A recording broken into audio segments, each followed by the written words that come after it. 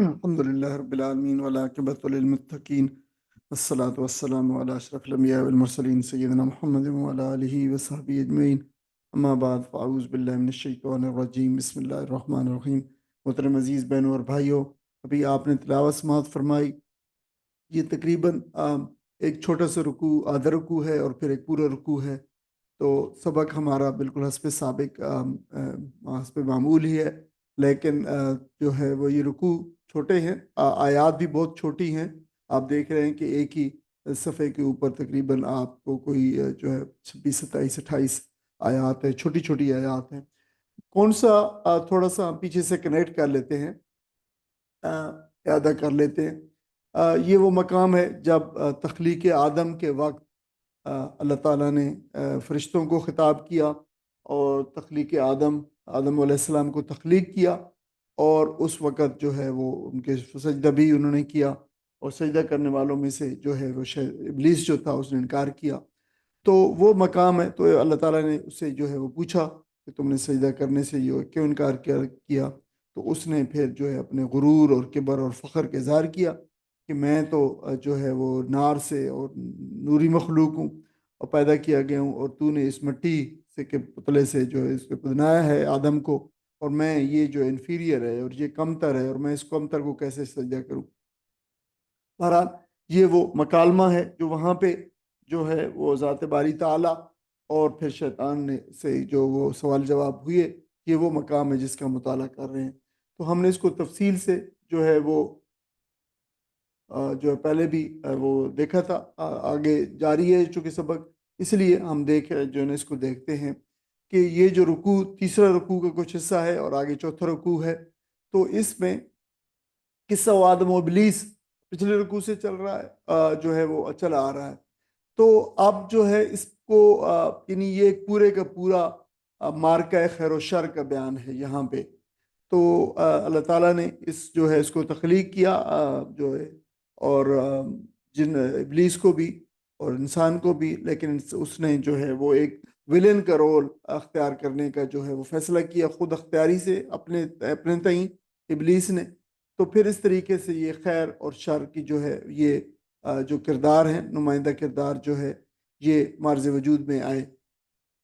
تو اس خیر اور شر کے بیان سے جزا و سزا کے قانون کا اثبات کیا گیا۔ یاد رہے کہ یہ مکی صورت ہے، اور مکی صورتوں کے اندر جو ہے یہی مضمون ہے کہ دیکھو اللہ تعالیٰ نے جو ہے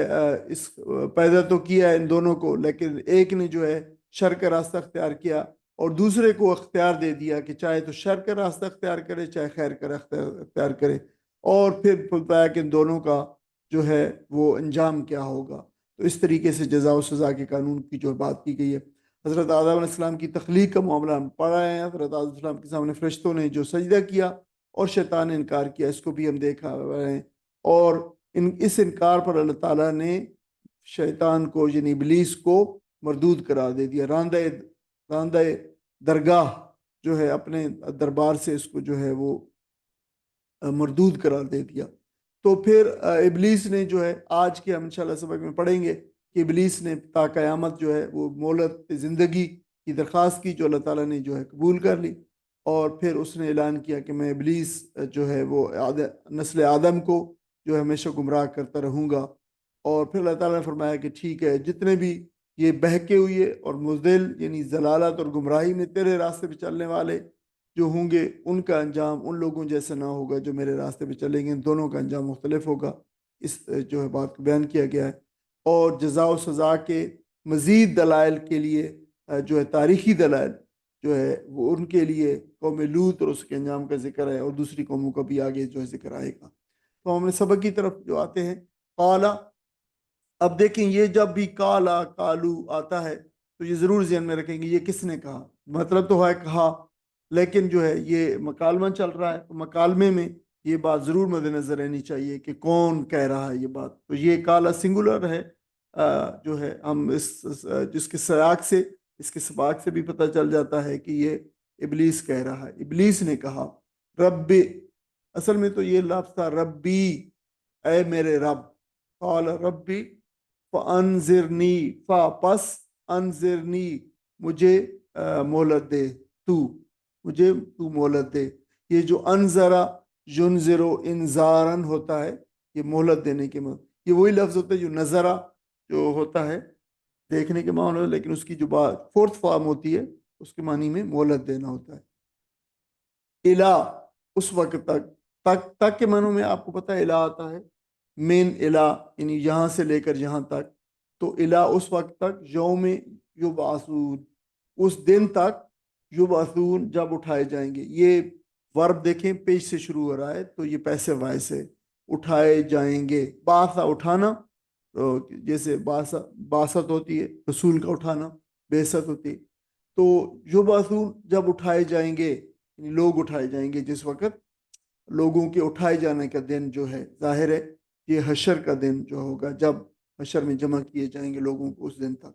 باسا یبعث باسن بھیجنا یا اٹھانا۔ قالا اب پھر آ گیا کالا، تو یہ ظاہر مکالمہ ہے، تو مکالمے میں ایک بات ایک فریق کہتا ہے، پھر دوسری فریق دوسری بات کہتا ہے، تو اب اللہ تعالیٰ نے فرمایا، اللہ تعالیٰ نے فرمایا فَإِنَّكَ پس ان جو ہے بے شک، اور کا تو بے شک تو یا تجھے، من المنذرین بے شک تو ہے منذرین مہلت دیے گئے لوگوں، مہلت دیے گئے میں سے، منذر یہ بھی دیکھیں پیش سے شروع ہو رہا ہے تو یہ مفعول جیسے ہوتا ہے، مہلت دیا گیا، منذر اسم مفعول ہے، الا اس وقت تک، یومن کون سے یوم اس دن تک، الوقت المعلوم جس کا وقت جو ہے معلوم ہے، یعنی اللہ تعالیٰ کو معلوم جس کا وقت مقرر ہے، معلوم مطلب جس کا وقت مقرر ہے۔ اچھا یہ نوٹ کر لیں، اس نے مہلت مانگی ہے ایک خاص دن تک، جس دن یعنی لوگوں سارے مارے جائیں گے، مطلب لوگوں سب کو موت آ جائے گی، موت کے بعد پھر جو ہے دوبارہ سور پھونکا جائے گا، پہلے سور پہ سب لوگ تمام خلقت جو ہے وہ مر جائے گی، اور پھر دوسرے سور کے اوپر جو ہے وہ تمام خلقت اٹھ کھڑی ہوگی، تو اس نے دوسرے سور کے پھونکے جانے تک جب تمام خلقت اٹھ کھڑی ہوگی اور اللہ کے حضور پیش ہوگی، تو اس وقت اس نے مہلت مانگی ہے، لیکن اللہ تعالیٰ نے جواب میں کیا کیا کہ ہاں تمہیں مہلت ہے، لیکن کون سے دن تک، ایک دن تک مہلت ہے جو تجھے جو جس کا وقت ہمیں معلوم ہے، اور پھر ہمیں جو ہے وہ معلوم ہوتا ہے جو ہے آگے قرآن مجید کے مقام سے بھی، یہ جو پہلا سور پھونکا جائے گا جس میں تمام لوگ جو ہے وہ ہر چیز کو جو ہے وہ موت آ جائے گی، اس وقت تک ایکچولی جو ہے، اور اس وقت کا وہ جو دن ہوگا اس کا وقت کسی کو معلوم نہیں ہے، صرف اللہ تعالیٰ کو معلوم ہے، تو یہاں پہ اس کی طرف ریفر کیا گیا ہے۔ قالا تو اس نے کہا، یعنی اس نے کہا ظاہر ابلیس نے کہا ربی اے میرے رب، بما اغویتنی بما اس کے سبب جو، بما اس کے سبب جو، یا وہ جو بھی کہہ سکتے ہیں، بیما ساتھ ما وہ جو اغویتنی اغویتنی تو نے مجھے اغوا کیا، وہ جو تو نے مجھے بہلایا بہکایا گمراہ کیا اغوا کیا، اس تینوں معنی ایک ہی ہوتے ہیں، اغوا یغوی جو ہے یہ اس کا معنی تو غین واؤ ہے، کہ وہی لفظ جو اردو میں استعمال ہوتا ہے، اغوا یغوی اغوا ان بھٹکانا گمراہ کرنا جو ہے، اغوا کرنا، یہ سارے معنی اس میں جو ہے شامل ہوتے ہیں، اردو میں اغوا مغوی مغویانہ یہ سارے لفظ استعمال ہوتے ہیں، جو تو نے مجھے گمراہ کیا ہے اس کی وجہ سے، پھر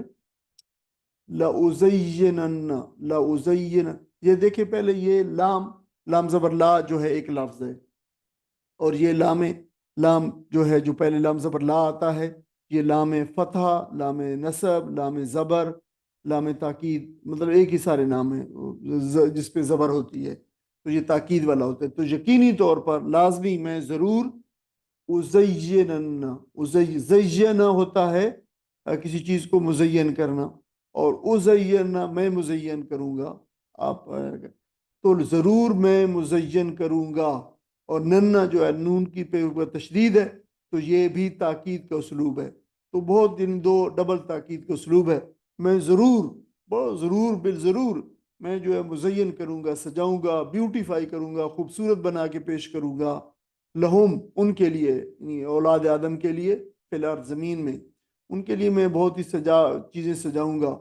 جو ہے چیزوں کو جو سجا کے رکھوں گا، وَلَأُغْوِيَنَّهُمْ وَلَا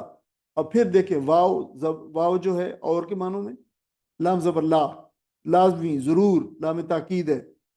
اغوی جن میں اغوا کروں گا، میں بھٹکاؤں گا، ہم ان کو، اجمعین تمام سب کے سب کو، یعنی میں سب کے سب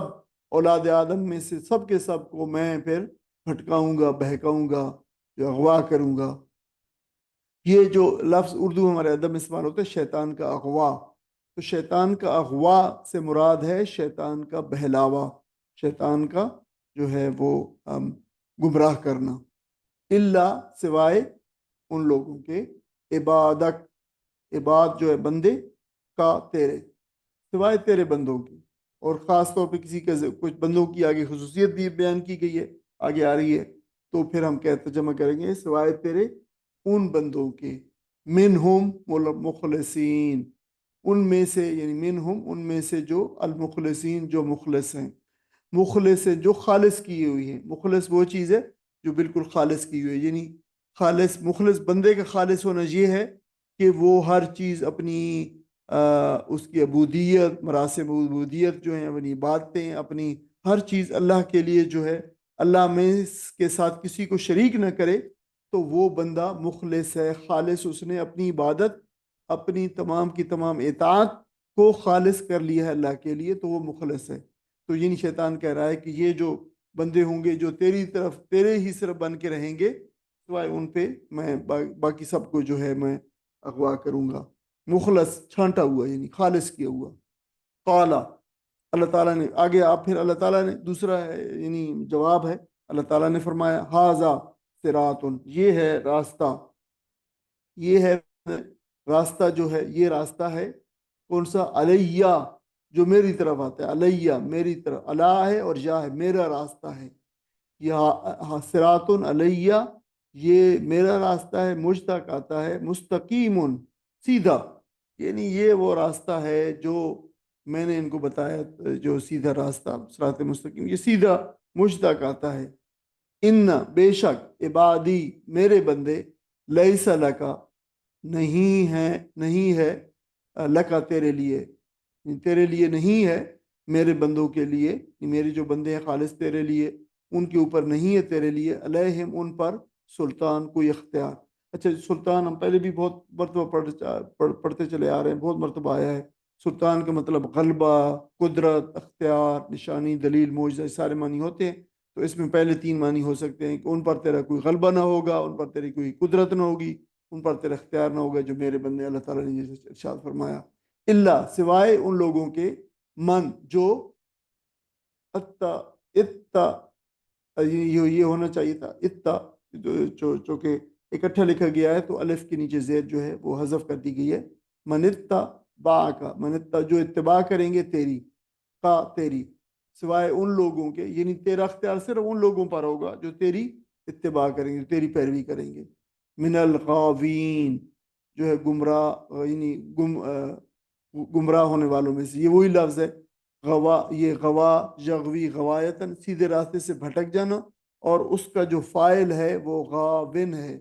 یعنی وہ شخص جو بھٹک گیا ہو، اور غاون کی جمع جو ہے غاوین ہے یا غاوون، دونوں آتے ہیں ظاہر ایز اپروپریٹ، تو جو ہے غاوین گمراہ ہو جانے والے، بھٹک جانے والے، یعنی تیرے راستے پہ وہی چلیں گے، تیری پیروی وہی کریں گے جو گمراہ ہوں گے، جو بھٹک جانے والے ہوں گے۔ وہ ان جہنم، اور بے شک جہنم، لموعدہم، لام زبر لا وہی ہے کہ حرف تاکید ہے، یقینی طور پر موعد جو ہے، موعد ہوتی ہے وہ جو ہے وعدے کی جگہ، یعنی بے شک جہنم ہے یقینی طور پر وعدے کی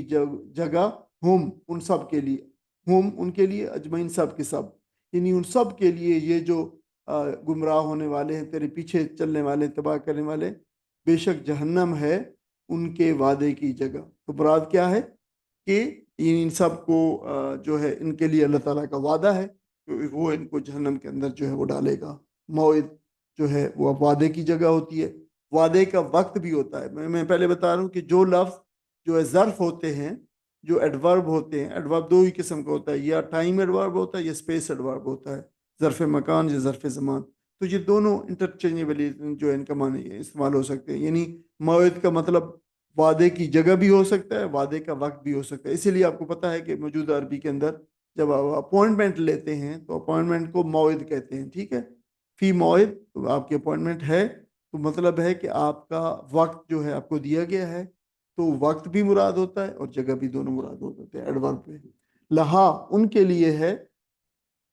یعنی اس کے، سوری، لہا جہنم کی بات آ رہی ہے تو اس جہنم کے ہیں لہا سبعۃ ابوابن، 7 دروازے،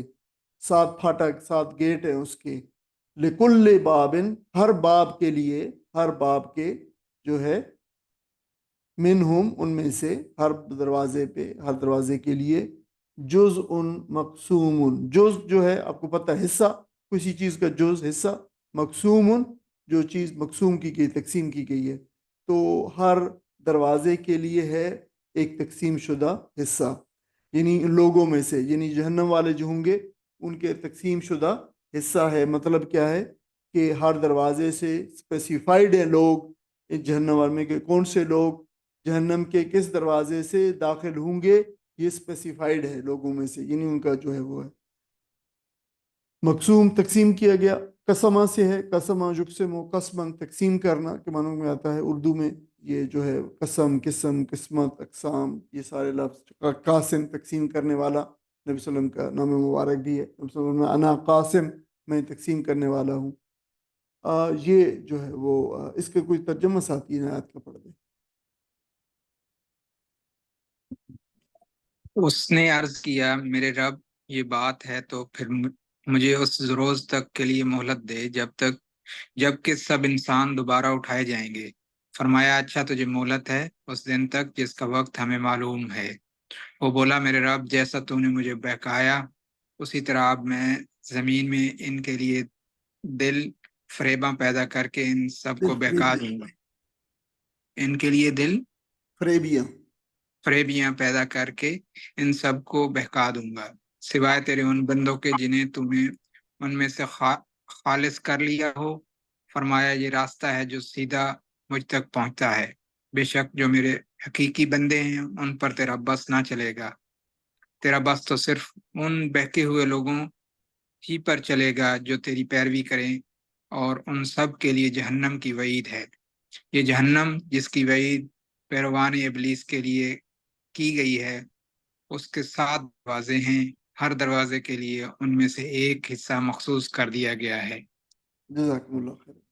عزیز بہنوں اور بھائیوں، اب دیکھیں کہ یہ چونکہ 5-6 آیات تھیں تو ان کو اکٹھا کیا گیا، اور وجہ کہ یہ ہے اس کا تاکہ آپ کو پورا مضمون جو ہے یہ سامنے جب پڑھا جائے ترجمہ تو سمجھ آ جائے. اور یہ اصل میں ایک ہی جیسے پورا مکالمہ ہے تو مکالمے کو جو ہے الگ طور پہ نہیں کیا گیا، بلکہ مکالمے کو اکٹھا ہی جو ہے لکھ دیا گیا ہے تاکہ بہتر طور پہ اس کی تفہیم ہو سکے. تو آپ دیکھ رہے ہیں کہ یہ جو ہے اللہ تعالیٰ اور ابلیس کی جانب سے جو ہے وہ جو مکالمہ چل رہا تھا، اس میں ہم اس مقام پر ہیں جب ابلیس نے جو ہے مہلت کا مطالبہ کیا اللہ تعالیٰ سے. یعنی اب اس نے انکار کر دیا، اور اللہ تعالیٰ نے انکار کی وجہ پوچھی تو اس نے کہا تھا کہ میں بہتر ہوں آدم سے، یہ جو تو نے جو ہے پتلا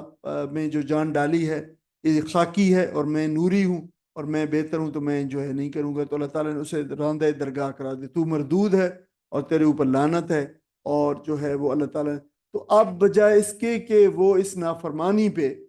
اور اللہ تعالیٰ کے غضب پہ جو ہے وہ اللہ تعالیٰ کی طرف رجوع کرتا اور توبہ کرتا، تو مزید اکڑ گیا. اور اس نے کہا کہ ٹھیک ہے اگر ایسا ہے تو پھر میں جو ہے نا ان کی اس آدم کی نسل کو، قیامت تک آنے والی نسل کو میں بھٹکاؤں گا اور فطروں میں مبتلا کروں گا. بس مجھے تو مہلت دے دے جو ہے جب تک یہ آدم کی نسل زمین پر ہے، یعنی قیامت کے اٹھائے جانے لوگوں کے اٹھائے جانے تک جو ہے مجھے مہلت دے دے. تو اللہ تعالیٰ نے پھر اسے مہلت دے دی، اور لیکن وہ اس کا مقصد یہ تھا کہ میں یہ ثابت کرنا کہ میں ان کو دنیا کی جو ہے جو فتنے ہیں، دنیا کی جو زینتیں ہیں، ان کے اندر میں ان کو کھبا دوں گا، اور وہ تجھ سے بالکل بے بہرا اور تجھ سے بالکل جو ہے غافل ہو جائیں گے. اور میں یہ ثابت کر کے رہوں گا کہ جو ہے میں نے جو سجدہ نہیں کیا اس کو، آدم کو، تو میں سجدہ نہ کرنے میں حق بجانب تھا. اللہ تعالیٰ نے اس کی یہ درخواست قبول کر لی، لیکن جیسے میں نے پہلے کہا کہ نوٹ اس کو بات کو کر لیں کہ مہلت اس نے حشر کے دن تک مانگی، یعنی جب لوگ دوبارہ اٹھائے جائیں گے، لیکن جو ہے اللہ تعالیٰ نے اس کی مہلت کی درخواست ایک معین دن تک قبول فرمائی، الی یوم الوقت المعلوم، جب جس دن جو ہے وہ اس کو جس کا وقت جو ہے صرف اللہ تعالیٰ کو معلوم ہے، اور اس سے مراد وہی ہے کہ جب پہلا سور جو ہے پھونکا جائے گا، جب ظاہر ہے تمام لوگ جو ہے، اور اس کے بارے میں حدیث میں بھی آتا ہے کہ اس وقت اللہ تعالیٰ ایک وقت ایسا ہوگا کہ اللہ تعالیٰ کے سوا کوئی بھی دوسرا، حتیٰ کہ جبرائیل علیہ السلام اور دوسرے فرشتے بھی، کوئی ان میں سے کوئی زندہ نہ ہوگا، صرف اور صرف اللہ تعالیٰ کی ذات جو ہے وہاں جو موجود ہوگی، اس کے علاوہ کچھ موجود نہ ہوگا۔ اور پھر ظاہر ہے اس وقت جو ہے اس کو جو ہے اس کو اس وقت تک مہلت نہیں دی گئی کہ وہ اس دوران وہ بھی زندہ ہو، لہٰذا اس کو صرف جو تمام لوگوں کو جب موت آ جائے گی تو سبھی موت آ جائے گی۔ تو اب ابلیس کی جو گمراہی تھی اس کا ہدف کیا ہے، ٹارگٹ کیا ہے؟ اس نے صاف صاف اعلان کر دیا کہ میں نسل آدم کو جو گمراہ کروں گا، دنیا میں ان کو ایسے دنیا کو دل فریب بنا کے پیش کروں، دنیا کو بیوٹیفائی کر کے پیش کروں گا کہ وہ دھوکہ کھا جائیں گے،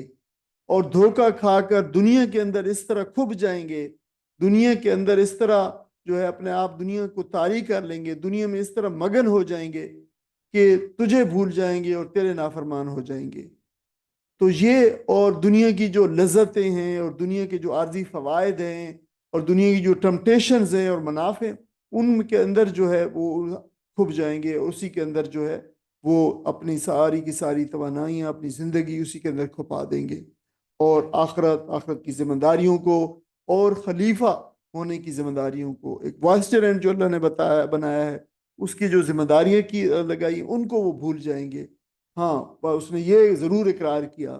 کہ سوائے تیرے مخلص بندوں کے، یعنی تیرے جو بندے ہوں گے جو تیرے ساتھ لو لگائیں گے، تیرے بندے بن کے رہیں گے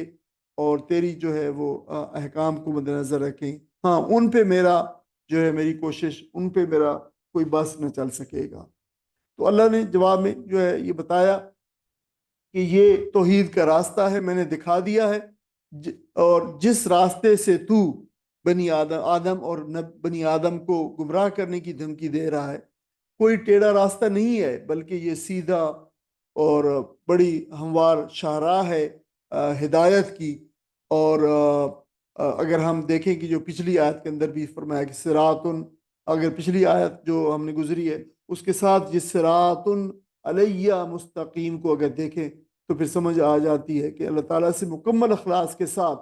یعنی اللہ تعالیٰ کے ساتھ کسی کو شریک نہ کیا جائے، ریا نہ کیا جائے بندگی کے اندر، یعنی بندگی بھی کی جائے تو صرف محض اللہ کے لیے کی جائے، تو یہ سیدھا راستہ ہے بالکل ہی بغیر شرک کے۔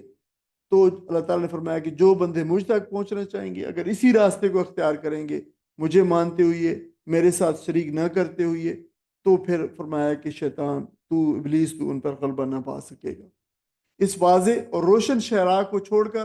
جو چھوٹی چھوٹے راستے اور ٹیڑھیاں پگڈنڈیاں جو ہے کوئی اختیار کرے گا، فرمایا کہ یہی لوگ ہوں گے جو شامت زدہ ہوں گے، یہی لوگ ہوں گے جو اغوا ہوئے ہوں گے، جو جن پہ تیرا بس چل سکے گا۔ تو اللہ تعالیٰ نے یہاں پہ ابلیس پر واضح کر دیا کہ یہ تجھے جو مہلت ٹائم جو دے رہا ہے اللہ تعالیٰ، یہ صرف اس بات کی مل رہی ہے کہ تو لوگوں کو راہ پہ چلنے کی ترغیب دے گا، نہ کہ اس بات کی کہ تو لوگوں کو گمراہی کے راستے پر بالفعل ڈال دے، یعنی تیرا زور جو ہے وہ صرف اتنا ہی چل سکے گا کہ تو ان کو ٹمپٹیشنز اور ترغیب اور ان کو بہلاوا اور ان کے لیے جو ہے ان کو ان کے دلوں کے اندر بس یہ پھسلاوٹ ڈال سکے گا، لیکن تو جو ہے ان کو زبردستی کسی راستے پہ نہیں چلا سکے گا۔ لیکن میرے جو بندے ہوں گے ان کے اوپر تیرا جو ہے ان ترغیبات کا کوئی اثر جو ہے نہیں ہوگا، وہ سیدھی راستے کے اوپر کام سکیں گے۔ تو انسانوں اور جنوں میں پھر فرمایا کہ جو بھی ابلیس کی پیروی کرے گا، جو بھی اس بڑی شاہراہ کو، ہدایت کی شاہراہ کو چھوڑ کر ان پگڈنڈیوں کو اختیار کرے گا، کچھ ضلالت اور گمراہی کی پگڈنڈیوں کو، تو فرمایا کہ وہ ابلیس کا راستہ ہے، اور میں پھر اس ابلیس کے ساتھ ان تمام اس کے راستے پہ چلنے والوں کو جہنم میں جو ہے جھونک دوں گا۔ اور فرمایا کہ جہنم کے 7 دروازے ہیں، اور اس کے ہر پھاٹک اور ہر دروازے سے جہنمیوں کا ایک الگ گروہ جو ہے وہ داخل ہوگا۔ دے آر لائک وہ کہہ سکتے ہیں کہ وہ بالکل اسپیسیفائڈ ہیں کہ کون سے لوگ جہنم کے کس دروازے سے داخل ہوں گے، یہ بالکل خاص طور پہ اللہ تعالیٰ نے بتا دیا ہے۔ لیکن اللہ تعالیٰ نے یہ نہیں بتایا یہاں پہ کہ کون سے گروہ جو ہے، لیکن جو ہے آگے جا کر ہمیں سورہ بنی اسرائیل کے اندر ہمیں جا کے جو ہے وہ اس کی کچھ تفصیل ملے گی کہ اگر ہم مجموعی طور پر دیکھیں تو جہنم کے دروازے جو ہے وہ مختلف جو حدیث پاک کے اندر بھی آتا ہے کہ جو ہے وہ کس طرح جو ہے وہ مختلف قسم کے جو لوگ ہوں گے، جنت کے اندر بھی اسی طرح مختلف لوگ ہوں جو نیکیاں کرنے والے ہوں گے، مختلف نیکیوں کے حوالے سے جو ہے وہ داخل ہوں گے، جیسے باب الریان ہے مثلا، جو ہے روزے رکھنے والے لوگ باب الریان سے داخل ہوں گے، صدقہ کرنے والے جو ہے صدقے کے دروازے سے داخل ہوں گے۔ اسی طرح جو ہے کوئی کسی نے اس دنیا کے اندر جو ہے دہریت اور الحاد جو ہے راستہ اختیار کیا ہے تو وہ الحاد اور دہریت کے دروازے سے داخل ہوگا۔ کسی نے نفس پرستی اور فجور کا راستہ اختیار کیا ہے تو وہ اسی دروازے سے داخل ہوگا۔ کوئی ایسا گروہ ہوگا جو ظلم و ستم اور مخلوق کے اوپر جو ہے ان کو جو ہے مخلوق کے اوپر ظلم کرنے والا ہوگا تو وہ اسی ظلم کے دروازے سے داخل ہوگا۔ اور کسی نے جو ہے لوگوں کے اندر ضلالت اور جو ہے گمراہی کی تبلیغ کی ہے تو وہ بھی پھر اس دروازے سے داخل ہوگا۔ یا پھر اس کا یہ بھی مطلب ہوتا ہے کہ قرآن میں لوگوں نے جو غور و فکر کیا ہے تو پھر دیکھا ہے کہ جو ہے وہ کل ایسے 7 گناہ ہیں قرآن مجید کے اندر جو ہلاک کرنے والے ہیں، اور ان کا جو ہے یہ جیسے میں نے کہا ہے کہ ان کا ذکر ہوا ہے سورہ بنی اسرائیل کے اندر، آگے ایک سورت کے بعد آنے والی ہے جس میں شرک ہے، قطع رحم ہے، تعلقات کو ختم کرنا، قتل، زنا، جھوٹ، جھوٹی شہادت، کمزوروں پر ظلم کرنا، اور بغاوت یعنی سرکشی کرنا۔ تو یہ وہ چیزیں ہیں، 7 گناہ ہیں جو بہت بڑے بڑے گناہ ہیں قرآن کی روح سے، اور ان کے بارے میں فرمایا کہ یہ 7 ہلاک کرنے والے گناہ ہیں۔ تو یہ بھی ممکن ہے کہ جو ہے یہ 7 دروازوں سے یہ 7 گروہوں کے لوگ جو ہے جہنم کے اندر داخل ہوں گے۔ واللہ عالم کہ اس کی کیا نوعیت ہے، آخر جب انشاءاللہ آگے ہم سورت کو پڑھیں گے تو پھر اس پہ مزید اس پہ بات کریں گے۔ اب دیکھیں کہ یہ قصہ آدم و ابلیس جو ہے اس کا کیوں یہاں پہ ذکر ہوا ہے اس صورت کے اندر، قرآن کے اس مقام پر اس کا کیا محل ہے، کیوں جو رکھا گیا ہے اور اس کی بیان کی غایت کیا گیا، تو یہ تھوڑا سا اس کو اچھی طرح جان لے۔ دیکھیں کہ یہ قصہ بیان کرنے کے یہ مکی صورت ہے، اور اس کے بیان کرنے کا مقصد یہ ہے کہ مشرکین پر یہ بات واضح کر دی جائے کہ تم اپنے ازلی دشمن شیطان کے پھندے میں جو ہے پھنس گئے ہو اور پستی میں گرتے چلے جا رہے ہو، اور تم اپنے حسد کی بنا پر جو ہے وہ اس کے اندر گر گئے ہو۔ اس کے برعکس یہ نبی صلی اللہ علیہ وسلم تمہیں شیطان کے پھندے سے نکال کر اس بلند مقام کی طرف لے جانا چاہتے ہیں جو انسان ہونے کے ناطے سے تمہارا ایک فطری مقام اور اعلیٰ مقام اور شرف انسانیت کا مقام ہے، لیکن تم عجیب احمق لوگ ہو کہ اپنے دشمن کو دوست اور اپنا خیر خواہ جو ہے تمہارا یہ نبی صلی اللہ علیہ وسلم اس کو تم دشمن سمجھ رہے ہو۔ اور بتایا گیا کہ تمہارے لیے نجات کی صرف ایک ہی راہ ہے، اور وہ یہ ہے کہ اللہ کی بندگی اختیار کرو اور اس راہ کو چھوڑ دو جو شیطان کی راہ ہے، اور یہ راہ تو ویسی راہ ہے جو سیدھی جہنم کی طرف جاتی ہے۔ اور چوتھی بات جو بتائی گئی ہے اس قصے کے اندر وہ یہ ہے کہ شیطان کے راستے پر چلنے کے ذمہ دار تم خود ہو۔ شیطان کا کام اس سے زیادہ نہیں ہے کہ وہ تمہیں جو ہے ترغیب دے رہا ہے، تمہیں جو ہے وہ انوائٹ کر رہا ہے جو ہے حق کے راستے سے جو منحرف کر رہا ہے،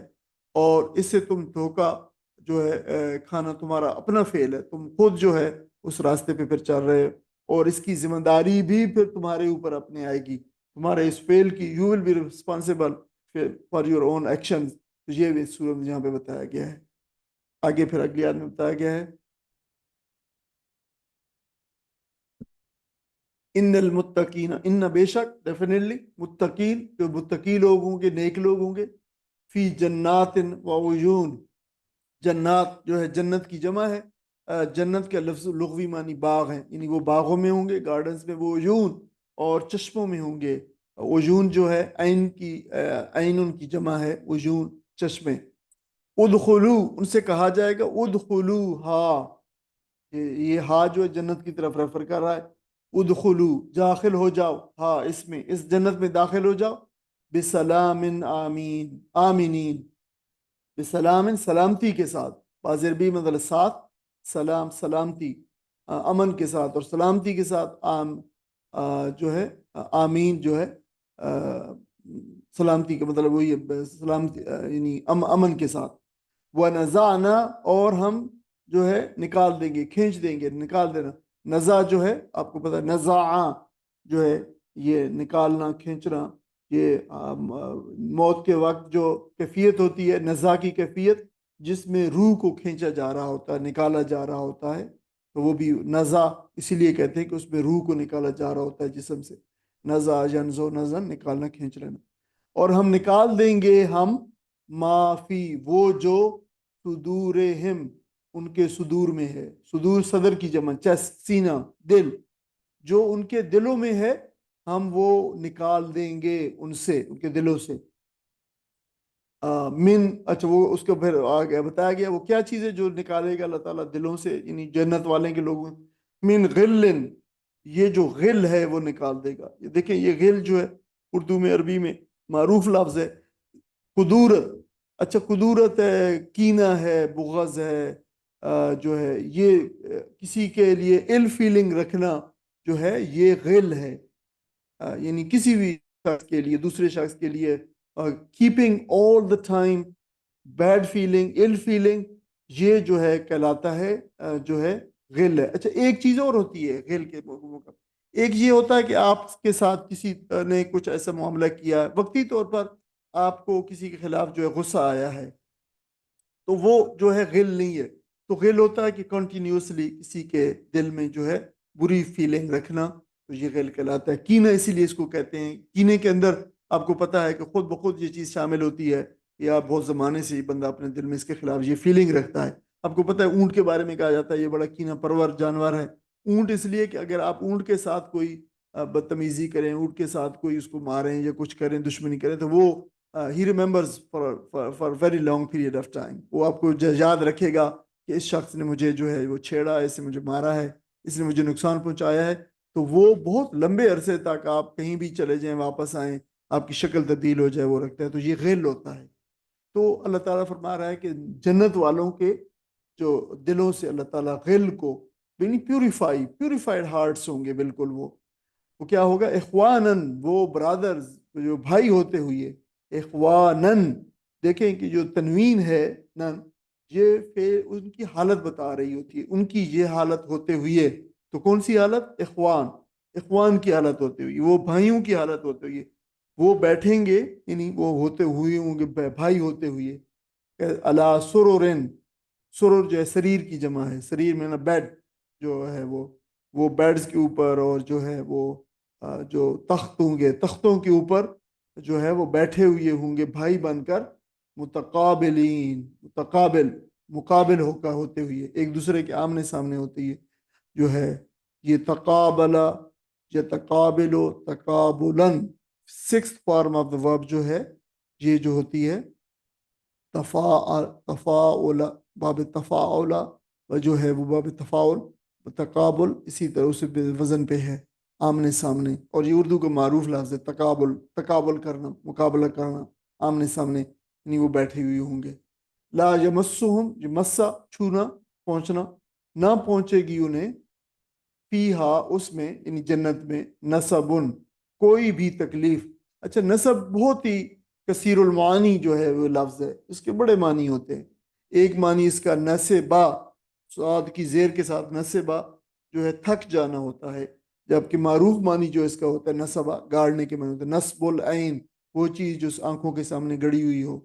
اور نصب پھر اس سے تھکاوٹ کے معنی میں بھی آتا ہے، تکلیف. تو وہاں پہ انہیں کوئی تکلیف نہ پہنچے گی کہ جو ہے وہ جنت میں. وما ہم، اور وہ نہیں ہوں گے، منہا اس میں سے، بمخرجین، مخرج جو ہے نکالے ہوئے، نہ نکالے جانے والے ہوئے، یعنی وہ اس سے نہ نکالے جائیں گے جنت سے، وہ ہمیشہ ہمیشہ وہاں رہیں گے. نبی، نبی یہ جو ہے امپیریٹو ہے، جو ہے خبر دے دی اے نبی صلی اللہ علیہ وسلم. لیکن یہ جب ہم کہیں گے کہ اے نبی صلی اللہ علیہ وسلم، تو یہ امپلائیڈ ہے، یہ نبی کا میں نے نہیں ہے. یہ جو آیا نبی جو ہے، یہ نبی جو ہے یہ ہے خبر دے دیجئے. یہ ورب، یہ جو ہے فعل ہے سے، یہ فعل امر ہے، خبر دے دیجئے عبادی، میرے بندے، میرے بندوں کو. ٹھیک ہے. تو دیکھیں کہ وہ پھر کس کو کہا جا رہا ہے، یعنی یہ تو حکم تو سیکنڈ پرسن کو دیا جا رہا ہے، ہو جاتا ہے نبی اکرم صلی اللہ علیہ وسلم کو حکم دیا جا رہا ہے کہ آپ خبر دے دیجئے، تو ہم یوں ترجمہ پھر کرتے ہیں، اے نبی صلی اللہ علیہ وسلم خبر دے دیجئے میرے بندوں کو، ٹھیک ہے؟ تو یہ یوں آیا ہے، تو یہ میں نے اس لیے کر دیا کہ ترجمے میں بھی اے نبی صلی اللہ علیہ وسلم پہلے آ رہا ہے، اور جو ہے الفاظ جو قرآن میں وہاں بھی نبی آیا ہے، نبی، تو یہ نبی جو ہے یہ تو جو ورب ہوتا ہے نبا، جو نبی ہو تنبیعتن، خبر دینا، اب اسی سے لفظ نبی بھی ہوتا ہے خبر دینے والا، ٹھیک ہے؟ تو یہ وہ لفظ ہے، انی بے شک میں، انا پھر وہ میں، اس کے معنی بھی میں ہے، عربی میں تو یہ ترجمہ کریں گے جو دو دفعہ میں آئے گا، لیکن اردو میں دو دفعہ ترجمے کی صورت نہیں ہوتی، انا میں، الغفور بہت بخشنے والا ہوں، الرحیم بہت رحم کرنے والا ہوں، میں بہت بخشنے والا ہوں، مہربان اور مہربان ہوں، وہ ان عذابی اور بے شک میرا عذاب، عذابی میرا عذاب، ہوا وہی تو ہے، کیا العذاب العلیم، علیم جو ہے علم درد ہوتا ہے، علیم درد دینے والا، بہت ہی درد دینے والا ہے، میرا عذاب ہی بہت دردناک ہے، وَنَبِّئْهُمْ اور انہیں خبر دیں یا انہیں سنائیں بتائیں، ان کے مطلب ہے کے بارے میں، ضعیف مہمانوں کی، ابراہیم ان کے خبر دیں، ابراہیم کے مہمانوں کی، یعنی ابراہیم کے مہمانوں کے بارے میں خبر دیں، ضیف جو ہے، ضیف یہ مہمان کے بارے میں جو ہے یہ لفظ معروف ہے اردو کے اندر بھی، اس کا ورب ہوتا ہے، اصل میں اس کا معنی ہوتا ہے قریب ہونا یا مائل ہونا، دافع ایک ورب ہوتا ہے عربی کا، اس کے معنی ہوتے ہیں قریب ہونا یا مائل ہونا، تو اسی سے لفظ ضیف بنا ہے، ضیف کے اصل معنی ہے کسی ایک طرف مائل ہونا، یعنی وہ جو ٹھہر جانے کے لیے کسی کی طرف مائل ہو وہ شخص ضیف ہے، مہمان ہے، اور اس کی جمع اردو میں ضیوف بھی آتی ہے، اردو میں پھر ضیافت آپ کو پتہ ہے، ہم تو ضیافت کہتے ہیں اردو میں، انگلش عربک میں ضیافہ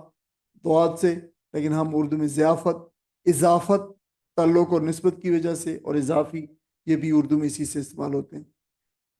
ابراہیم کے مہمانوں کے بارے میں اللہ تعالیٰ فرما رہا ہے کہ انہیں خبر دے دو، یعنی نبی صلی اللہ علیہ وسلم لوگوں کو، جب داخلو وہ داخل ہوئے علیہ اس پر، جب یعنی جب وہ اس پر داخل ہوئے، جب اس کے پاس پہنچے ابراہیم علیہ السلام کے پاس، فقالو تو انہوں نے کہا سلامن، انہوں نے کہا سلامتی ہو تم پر، قالا اس نے کہا انی منکم بے شک میں تم سے، وجلون مجھے ڈر لگ رہا ہے تم سے، ڈر لگتا ہے تم سے، وجلا یوجل وجلن خوفزدہ ہونا کے معنوں کے اندر آتا ہے، اس کا ترجمہ پڑھ دیں پھر ہم سے۔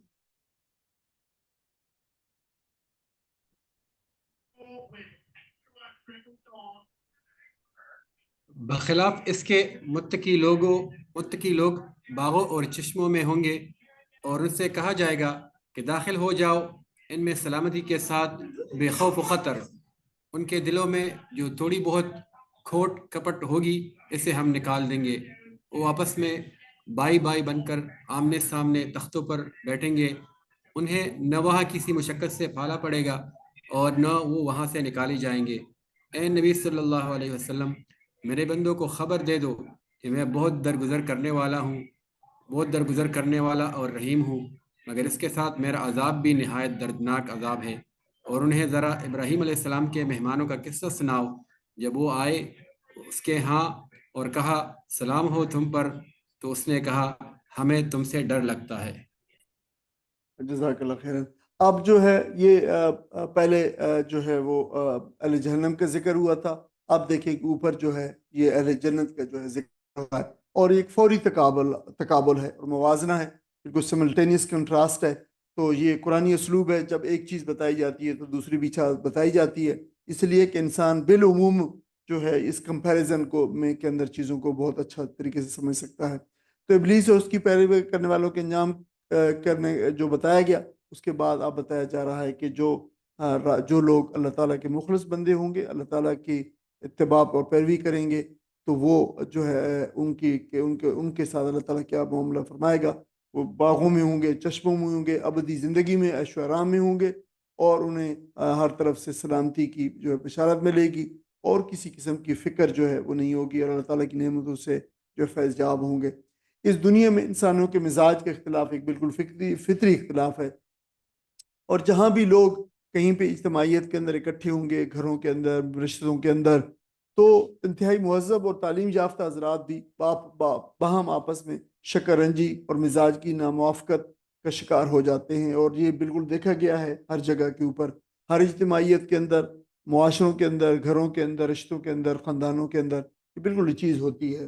لیکن اہل جنت کے درمیان یہ ناموافقت کی صورت جو اللہ تعالیٰ نہیں رکھے گا، بلکہ ان کے دلوں سے تمام یہ بیماریاں جو ہیں، روحانی بیماریاں جو ہیں، کینہ اور حسد اور بغض اور عناد کو اللہ تعالیٰ دور فرما دے گا ایسے لوگوں سے۔ اور ہم اللہ تعالیٰ سے دعا کرتے ہیں کہ اللہ تعالیٰ ہمیں بھی ایسے لوگوں میں شامل فرمائے۔ اللہم ربنا اجعلنا منہم، آمین۔ اور اللہ تعالیٰ ہمارے اوپر بھی اس کا اطلاق فرمائے۔ ان ابدی آسائشوں میں انہیں نہ تو مشقت سے واسطہ پڑے گا، اور نہ تکلیف ہوگی، اور نہ انہیں جنت سے کبھی نکالا جائے گا۔ نبی اکرم صلی اللہ علیہ وسلم نے فرمایا حدیث مبارکہ میں کہ اہل جنت سے کہہ دیا جائے گا کہ آپ تم ہمیشہ تندرست رہو گے، کبھی بیمار نہ پڑو گے، تم ہمیشہ زندہ رہو گے، کبھی تم کو موت نہ آئے گی، اب تم ہمیشہ جوان رہو گے اور کبھی بڑھاپا نہ آئے گا، اب تم ہمیشہ مقیم رہو گے، کبھی کوچ کرنے کی تمہیں ضرورت پیش نہ آئے گی۔ یہ حدیث صحیح مسلم کے اندر اس حدیث کو جو ہے روایت کیا گیا ہے۔ اب اس کے بعد قصہ ابراہیم اور قصہ لوط جو ہے وہ آ رہا ہے، تو اس کی غایت، اس کا محل جو ہے سمجھ لینا چاہیے کہ یہ کون سا مقام ہے، کہ ان کے کیوں قصے کو بیان کیا گیا۔ دیکھیں کہ حضرت ابراہیم علیہ السلام کے ساتھ متصلاً جو ہے حضرت لوط علیہ السلام کا قصہ جو ہے بتایا گیا ہے، اور اس کا مقصد یہ ہے کہ اس صورت کے شروع میں مشرکین مکہ نے ایک اعتراض کیا تھا، یہ غالباً 7 یا 8 آیات کے اندر تھا، کہ یہ محمد صلی اللہ علیہ وسلم اگر واقعی سچے نبی ہیں جیسے یہ دعویٰ کرتے ہیں، تو پھر یہ ہمارے سامنے فرشتوں کو کیوں نہیں لے کے آتے۔ اور یاد کریں کہ وہاں پہ ایک بڑا مختصر سے جواب جو ہے دے دیا گیا تھا کہ اللہ تعالیٰ فرشتوں کو ویسے ہی نازل نہیں کیا کرتا، بلکہ جب فرشتے آتے ہیں تو حق لے کر آتے ہیں، حق لے کر اترتے ہیں۔ تو یہ بات جو ہے بتائی گئی تھی۔ اب اس کا مفصل جواب یہاں پہ جو ہے یہ دونوں قصے جو ہے بیان کر کے بتایا جا رہا ہے۔ دونوں اللہ تعالیٰ کے رسولوں کے پاس، ابراہیم علیہ السلام کے پاس بھی اور لوط علیہ السلام کے پاس بھی اللہ تعالیٰ نے جو ہے یہ فرشتے بھیجے اور یہ حق لے کر آئے، اور ایک حق تو پھر یہ ہے جو جسے لے کر فرشتے ابراہیم علیہ السلام کے پاس آئے، اور دوسرا حق وہ تھا جو حضرت لوط علیہ السلام کے پاس فرشتے لے کے آئے۔ تو اب ان سے سوال کیا جا رہا ہے مشرکین مکہ سے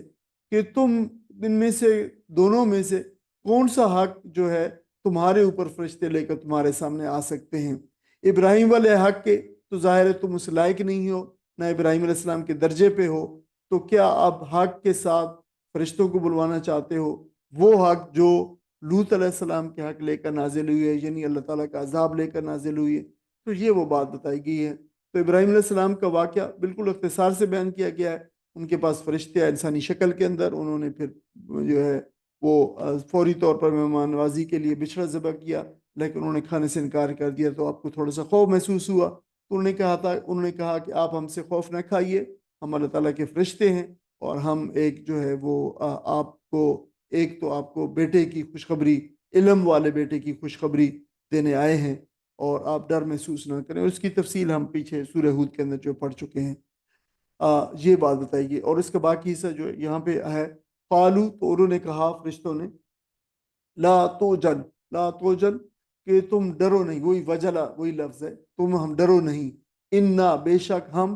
نبشرو کا، تمہیں ہم بشارت دیتے ہیں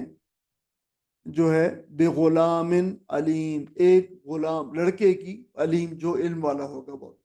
تمہیں ایک علم والے لڑکے کی ہم جو ہے بشارت دیتے ہیں۔ غلام اسی معنوں کے اندر ہے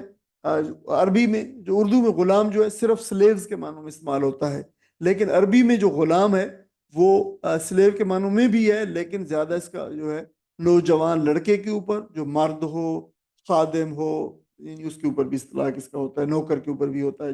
لیکن ہمارے ہاں صرف نوکر یا سلیو کے اوپر ہی ہوتا ہے، سرونٹ کے اوپر ہی۔ علیم جو ہے بہت علم رکھنے والا، مبالغہ کسی کا۔ قال، تو اس نے کہا،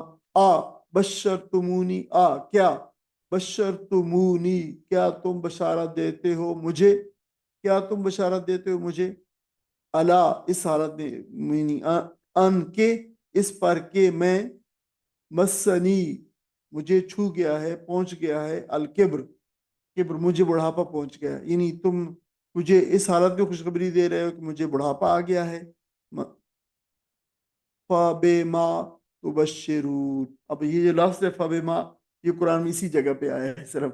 اور اس کو ذرا دیکھ لے. یہ ویسے تو بظاہر چھوٹا سا ایک لفظ لگ رہا ہے یہ، لیکن یہ 3 لفظ ہیں، بلکہ 3 لیٹرز ہیں، 3 حروف ہیں، اور 3 جو ہے ورڈ کہہ سکتے ہیں. تو کس چیز کی تو مجھے خوشخبری دے رہے یہ کہا، لیکن یہ اس کو دیکھ لیں. فَبِمَا جو ہے اس میں پہلے ہے فا ہے، فا جو ہے حرف عطف ہے، پس کنجنکشن ہے، پس آگے کیا ہے بازر بھی، مطلب حرف جار ہے، مطلب اس کے ساتھ، یعنی پس تم جو ہے حرف جار آ گیا ہے کی، ما جو ہے یہ میم زبر ما ہے، لیکن یہ اصل میں میم زبر الف ما تھا،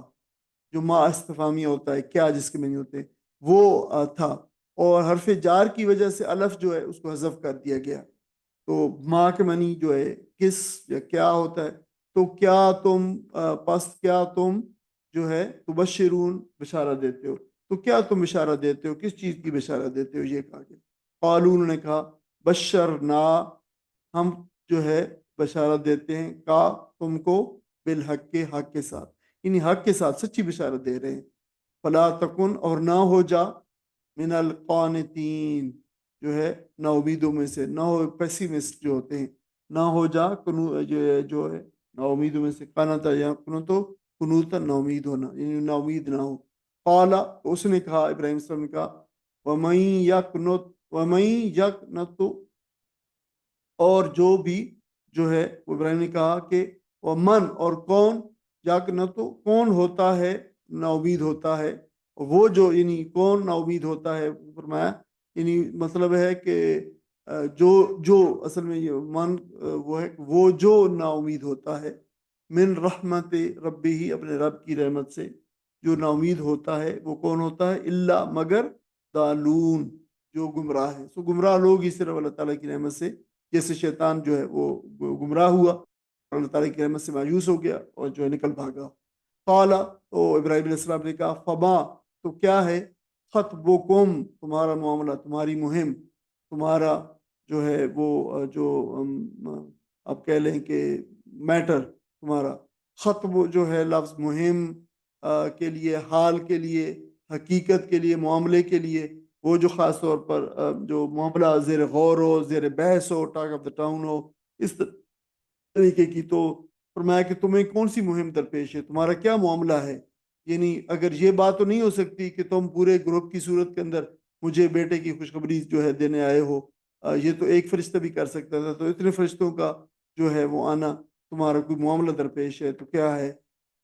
ایھا المرسلون، ایھا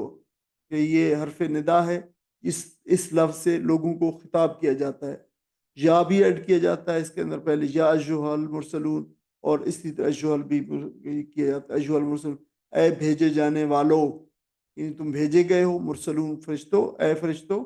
پھر تمہارا کیا معاملہ ہے. قالون نے کہا انا، بے شک ہم، ارسلنا بھیجے گئے ہیں، نہ ہم بھیجے گئے، الہ کی طرف، قوم مجرمین، ایک مجرم قوم کی طرف، ایک مجرم قوم کی طرف بھیجے گئے ہیں، اللہ سوائے آل لوط کے سوا. انا، بے شک ہم، ضرور، لمنجوہم جو ہے ہم یقیناً بچائیں گے. اچھا یہ جو ہے نجا ہے، نجا ینجی تنجیتاً، نجات دینا، بچانا، ہم نجات اس پانی کے اندر. اچھا یہ جو ہے دیکھیں لمنجو میں لام زبر لا جو ہے پہلا یہ تاکید والا ہے، ضرور. آگے نجو ہے، ہم ضرور جو ہے بچائیں گے. آگے اصل میں جو لفظ لمنجو ہے، یہ اصل میں لمنجیون تھا، ٹھیک ہے. تو جمع کا صیغہ تھا، یعنی تمام کو، تمہیں ان کو سب کو بچائیں گے، جمع کا صیغہ. اچھا اضافت کی وجہ سے، اضافت کیا ہے، یہ جو ہم لگا ہے ساتھ، یہ اضافت ہے، ہم ان کی وجہ سے نون کو نجونا، لمنجونا، لمنجیجونا تو نون کو جو گرا دیا گیا ہے اضافت کی وجہ سے، وہ یہ گر جاتا ہے اضافت کی وجہ سے. اور ثقیل ہونے کی وجہ سے دیکھو لمنجیون، یہ جو ہے اگر یہ کہا جائے لمنجیون تو یہ زبان کے اوپر ثقیل ہے، یہ زبان کے اوپر جو ہے، تو یہ عربوں کا قاعدہ ہوتا تھا، تو جو لفظ جو وہ ثقیل ہوتے تھے تو ان میں سے جو ثقل والے لفظ تھے، بھاری لفظ تھے، درمیان میں آ جاتے تھے، جو زبان کو ٹوسٹ کرنا پڑتا تھا جن کی وجہ سے، تو ان کو وہ حذف کر دیتے تھے، تو اس وجہ سے پھر جا کو حذف کر دیا گیا، لمنجیون لمنجو کر دیا گیا، تو ایزی ہے زبان کے اوپر، تو یہ اس کی اصل ہے، یعنی یہ آپ کو جاننے کی ضرورت نہیں ہے، لیکن آپ کو جو ہے پتہ ہونا چاہیے کہ یہ لفظ اصل میں یہ تھا۔ اجمعین، ہم ضرور بچائیں گے انہیں سب کے سب کو، اللہ سوائے امراتہ سوائے اس کی امرات کے، اس کی بیوی کے، اس کی عورت کے، اصل میں امرات کے مطلب ہوتا ہے اور بیوی کے لیے بہت سارے قرآن میں 6 لفظ غالباً استعمال ہوئے، وہ 6 کے 6 آگے جو ہے ہم نے لکھے ہیں کہ ان میں کیا فرق ہے، تھوڑا تھوڑا فرق ہوتا ہے۔ قدرنا، تو ہم نے کیا ہم نے مقرر کر دیا ہم نے انہا کہ وہ، ہم نے مقدر کر دیا کہ وہ جو ہے یعنی وہ عورت بیوی ان کی، لمنل یقینی طور پر، ہو من سے، غابرین پیچھے رہ جانے والے، وہ یقینی طور پر پیچھے رہ جانے والوں میں سے ہوگی، یعنی وہ جو جب اللہ تعالیٰ لوط علیہ السلام کو اور ان کے ساتھ ایمان والوں کو جو نکال لے گا بستی سے، تو وہ پیچھے رہ جانے والوں میں سے ہو جائے گی۔ اچھا، یہ لفظ غبرہ کو دیکھ لیں، یہ پہلی دفعہ آیا ہے، تو یہ اردو میں بھی اس کا بڑا اسٹرانگ کنیکشن ہے۔ کیا ہے اسے، اگر آپ گیس کریں کہ کیا اس کا کنیکشن بنتا ہے، غین، با یا بے اور رے، تو کیا ہے، غبر یا غبار اس کا جو ہے وہ ہے اس کا، تو پیچھے رہ جانے والا، تو غبرہ یغبر غبوراً، پیچھے رہنا، گزر جانا یا پھر تباہ ہونا، یہ سارے کے سارے معنی جو ہے اس معنی میں ہوتے ہیں۔ اچھا، غبورہ، یہ جو مصدر ہے غبورہ، اس کا معنی اصل معنی ہوتے ہیں ساتھیوں کے چلے جانے کے بعد پیچھے کسی کا کہ پیچھے رہ جانا، یہ ہوتا ہے۔ اچھا، اسی سے پھر جو ہے تو پیچھے رہ، یعنی کیونکہ سارے لوگ چلے جائیں گے تو وہ عورت پیچھے رہ جائے گی، یعنی تو جو ہے اسی سے پھر غبار جو ہے وہ مٹی ہوتی ہے جو فضا میں اڑتی رہتی ہے، اور جب قافلہ آگے نکل جاتا ہے تو قافلے کے گزرنے کی وجہ سے جو مٹی اوپر اٹھتی ہے ہوا میں، تو قافلہ گزر گیا، مٹی پیچھے رہ رہی ہوتی ہے، تو وہ مٹی جو ہوا میں اڑ رہی ہوتی ہے وہ غبار کہلاتی ہے، تو یہ غبار کے سلمانی ہے۔ تو پھر بعد میں غبار مطلقاً جو بھی کوئی بھی ڈسٹی انوائرمنٹ میں جو مٹی اڑ رہی ہو تو اس کو غبار پھر کہا جاتا ہے۔ کوئی ساتھ اس کا ترجمہ پڑھ دیں۔ انہوں نے جواب دیا، ڈرو نہیں، ہم تمہیں ایک بڑے سیانے لڑکے کی بشارت دیتے ہیں۔ ابراہیم نے کہا، کیا تم اس بڑھاپے میں مجھے اولاد کی بشارت دیتے ہو؟ ذرا سوچو تو صحیح کہ یہ کیسی بشارت تم مجھے دے رہے ہو۔ انہوں نے جواب دیا، ہم تمہیں برحق بشارت دے رہے ہیں، تم مایوس نہ ہو۔ ابراہیم علیہ السلام نے کہا، اپنے رب کی رحمت سے مایوس تو گمراہ لوگ ہی ہوا کرتے ہیں۔ پھر ابراہیم علیہ السلام نے پوچھا، اے فرستادگان الہی، وہ مہم کیا ہے جس پر آپ حضرات تشریف لائے ہیں؟ وہ بولے، ہم ایک مجرم قوم کی طرف بھیجے گئے ہیں، صرف لوط علیہ السلام کے گھر والے مستثنا ہیں، ان سب کو ہم بچا لیں گے سوائے اس کی بیوی کے، جس کے لیے اللہ فرماتا ہے کہ ہم نے مقدر کر دیا ہے کہ وہ پیچھے رہ جانے والوں میں شامل رہے گی۔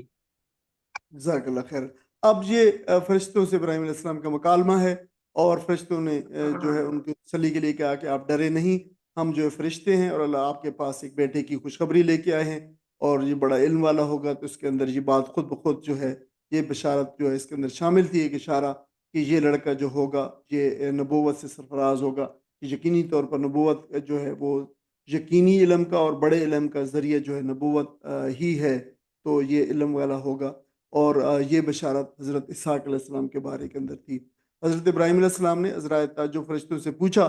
کہ تم کیا خوشخبری مجھے ابھی یہ نہیں دے رہے ہو اس حالت میں، تو یہ ان کا تعجب تھا، نہ کہ اللہ تعالیٰ کے اوپر جو ہے اللہ تعالیٰ کی جو ہے وہ قدرت سے وہ کوئی بعید سمجھتے تھے کہ اللہ تعالیٰ نہیں دے سکتا، بلکہ اپنی جو ہے وہ مسرت میں اور اپنی خوشی میں اضافے کے لیے اس بات کی وہ تصدیق کرنا چاہ رہے تھے کہ واقعی یہ جو ہے وہی اللہ تعالیٰ مجھے کی طرف سے خوشخبری ہے جو بڑھاپے میں بھی اولاد دے سکتا ہے. تو یہ ان نے اس بات کے لیے کیا، اور اس کی تصدیق ابراہیم علیہ السلام کا اگلا جملہ کر رہا ہے کہ آپ نے فرشتوں کے خیال کو رد کرتے ہوئے فرمایا کہ تمہارا یہ سمجھنا کہ میں اللہ تعالیٰ کی رحمت سے مایوس ہوں صحیح نہیں ہے، کیونکہ اللہ تعالیٰ کی رحمت سے اس طرح وہی مایوس ہوتے ہیں جو گمراہ لوگ ہوتے ہیں، اور میں تو بفضل تعالیٰ اللہ تعالیٰ کا رسول ہوں، اور جو ہے میں کیسے گمراہ ہو سکتا ہوں. بلکہ عذرائے تعجب جو ہے انہوں نے یہ سوال کیا ہے.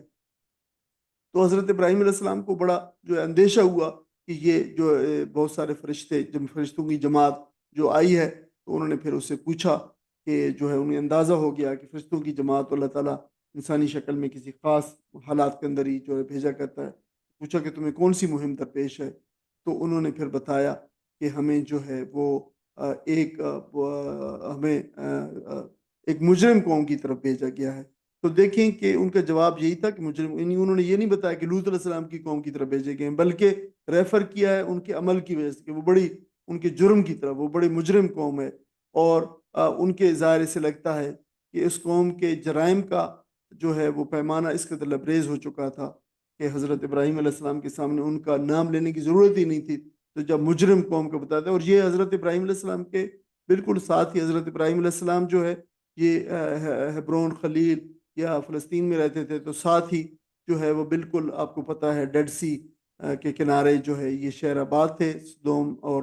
گمورا کے شہر تھے دو. ان کی تفصیلات ہم جو ہے سورہ پیچھے پڑھ رہے ہیں سورہ ہود کے اندر. تو وہ بالکل ہی تھوڑا زیادہ نہیں تھا، غالباً 150-200 کلومیٹر، اس سے بھی اتنا ہی فاصلہ ہوگا، اس سے بھی کم فاصلہ ہوگا جو ہے. اور یہ آپ جو ہے یہ آتے بھی رہتے تھے ابراہیم اپنے بھتیجے کے پاس، لوط علیہ السلام کے پاس وقت. تو یہ جو ہے زیادہ دور مقام نہیں تھا، اس وجہ سے تو انہیں پتہ تھا کہ یہ جو ہے یہ مجرم قوم کون ہے. ان الفاظ پر غور کرنے سے دوسری بات جو پتہ چلتی ہے وہ یہ ہے کہ اللہ تعالیٰ انسانوں کو سنبھلنے کے لیے مہلت پہ مہلت دیتا رہتا ہے، لیکن جب مہلت کا پیمانہ لبریز ہو جاتا ہے تو پھر مزید اللہ تعالیٰ موقع نہیں دیتا، اور اللہ تعالیٰ کا جو قانون ہے وہ قانون حرکت میں آ جاتا ہے اور کسی کو معاف نہیں کرتا. پھر اس کا اطلاق بالکل جو ہے بے لاگ ہوتا ہے اس کے فیصلے کا. اس سے پھر نہ تو پیغمبر کا کوئی بیٹا بچتا ہے اور نہ پیغمبر علیہ السلام کی کوئی بیوی جو ہے اگر وہ اس میں شامل ہے تو وہ اس کو جو ہے چھوڑا جاتا ہے. سب کے اوپر اللہ تعالیٰ کے اس فیصلے کا اطلاق جو ہوتا ہے اور اس تاریخ میں وہ کہہ رہا ہے. اللہ تعالیٰ سے دعا ہے کہ اللہ تعالیٰ ہمیں قرآن مجید کا فہم عطا فرمائے، اس پہ چلنے کی توفیق عطا فرمائے، اس کے جو اوامر ہیں ان کو کرنے کی توفیق عطا فرمائے، اور اس کے جو نواہی ہیں ان سے ہمیں رک جانے کی توفیق عطا فرمائے. آمین. وآخر دعوانا الحمدللہ رب العالمین. وجزاکم